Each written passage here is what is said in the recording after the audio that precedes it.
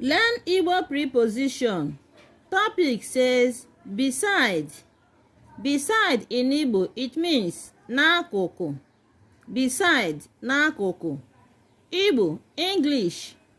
Let's see them in sentences.